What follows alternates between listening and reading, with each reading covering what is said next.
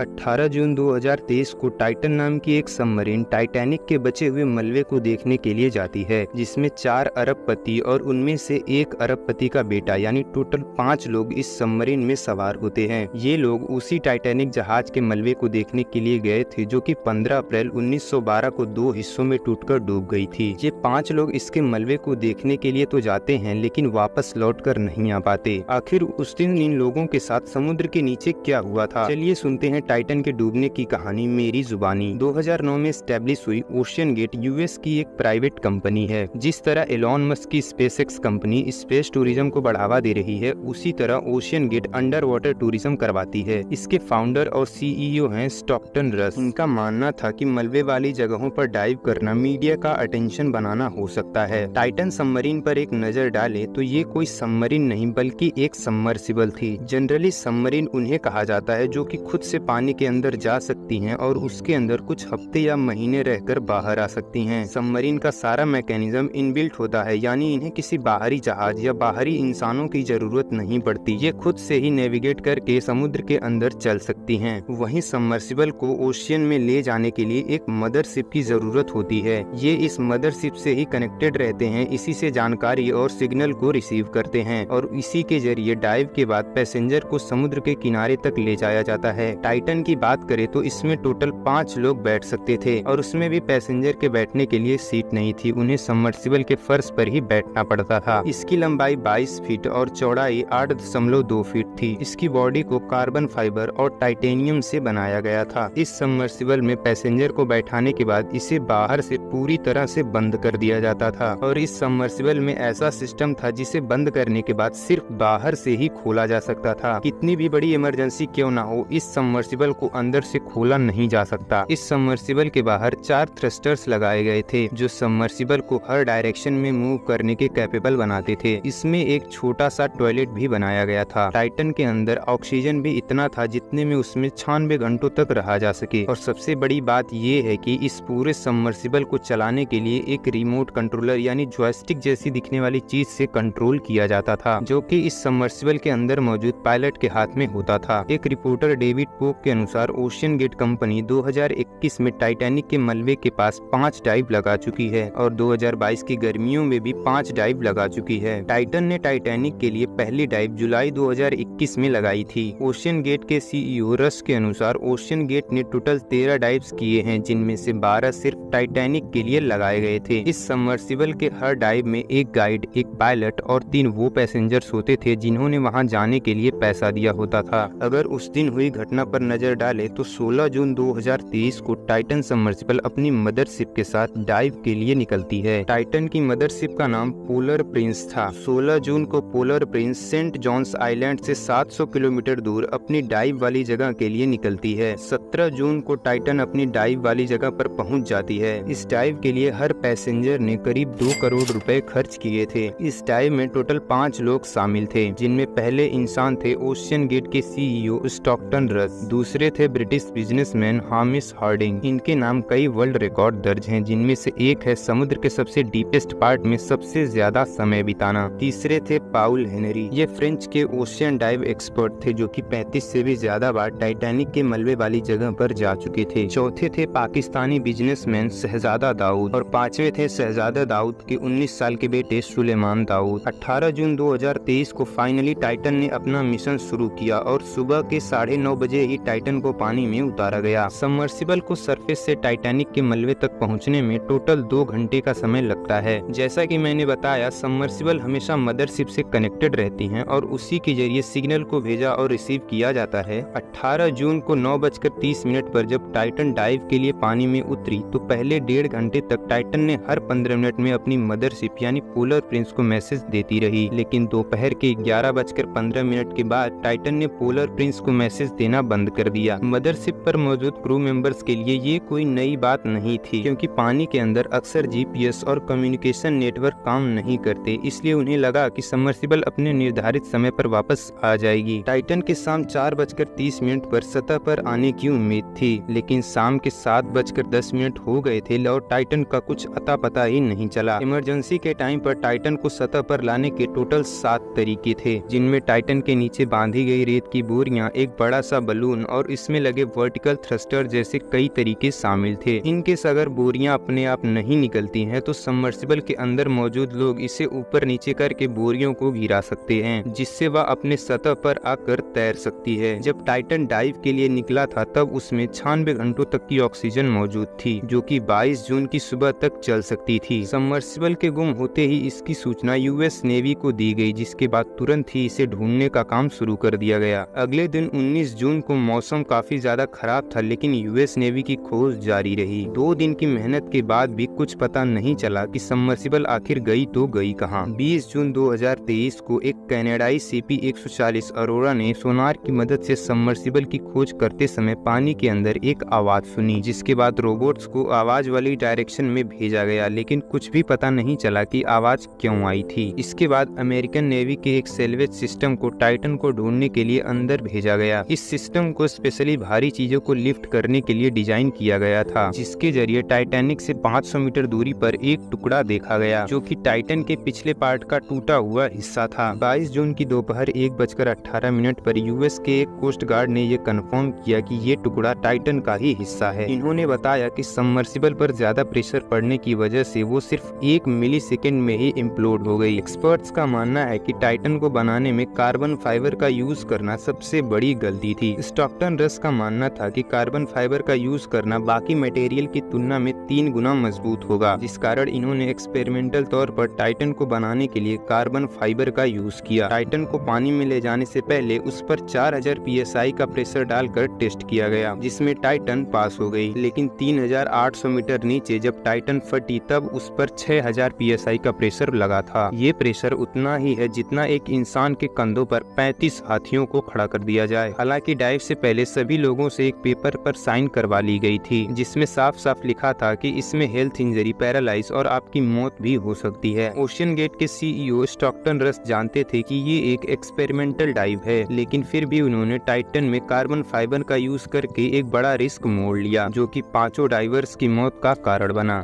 मिलते हैं अगली वीडियो में, तब तक के लिए जय हिंद।